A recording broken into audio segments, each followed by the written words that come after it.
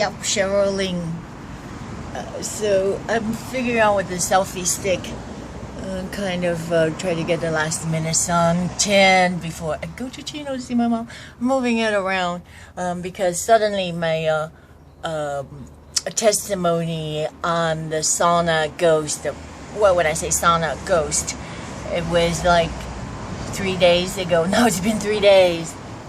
I thought I seen a ghost because there were only me and 2 ladies that came in a sauna. The third one that came in, it was just a unique situation because I'm in Studio City and I've never seen the big black ladies. You know, I hate to say that. Usually you think that, well, you know, sisters are in the hoods, like the Aunt Jemamas are in the hoods. You see what I'm saying? So that particularly made an impression on me, and that third big black lady that, I don't know why my feet is doing this, that disappeared on me, that whole thing bugged me quite a bit. But I'm going to Chino to see my mother today. Just wanted to see, boy, am I getting suntan or whatever. This is not really meant to be like tantalizing. I mean, I'm really a firm believer now in sun, vitamin D, not just by taking the supplements orally, even though that's good, but it's not as good as the real thing because you need sun to get rid of the toxins. And since I learned that I got all this mercuries, and you said, how come you haven't taken it out yet? I've seen, gosh, 6 dentists. I'm still in shock. Even yesterday I went to see, I don't know if I should say his name. I just call him Brian. Okay, Dr. Brian. Literally, because I went to an audition all the way in Monterey Park and I have to rush back to see him. I got an appointment to see this Dr. Brian on Lancashire Boulevard, whom me and my ex-husband have been with for, gosh, I don't know, 10 years?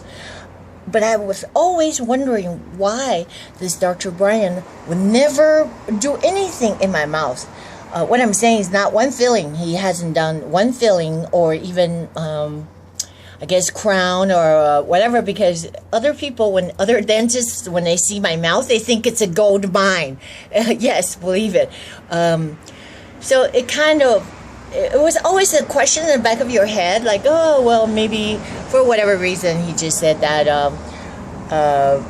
he's not going to do it, or, you know, he just does the regular maintenance, and because he accepted that Delta insurance, so I went to him. So long story short, I thought I just going to go back to him because he did my exam and had the x-rays and the routine stuff. And when I said about the amalgam removal, and he said, well, he wasn't going to do anything until the periodontist told him what to do. That's exactly the words he said.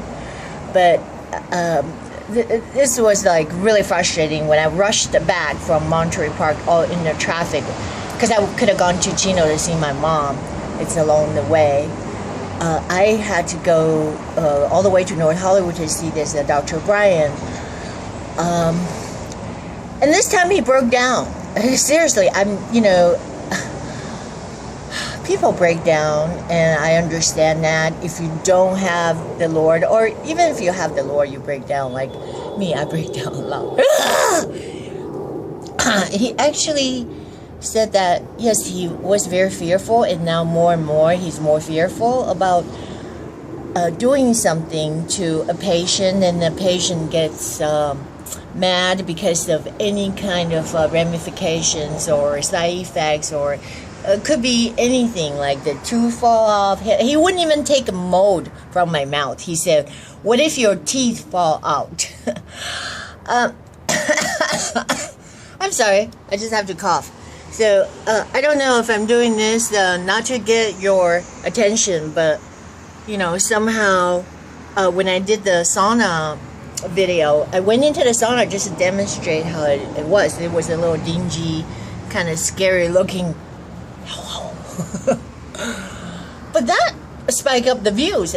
You know, I'm a human being, so I'm kind of vain. I'm like, oh, gee, well, it looks like I have to get naked. You wish.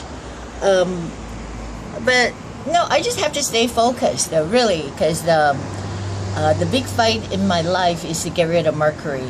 So the bottom line is, this Dr. Brian broke down, and he literally almost cried. He just confessed that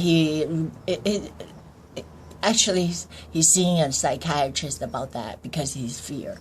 He really wouldn't touch any patient's mouth except for just regular cleaning now. I think he just, drive himself crazy because I hate to say that. If you deal with people, the general public, yes, you're going to get some shit. But that's the fact. I mean, I learned that too, right? I mean, if you don't want to do that, there's a proverb.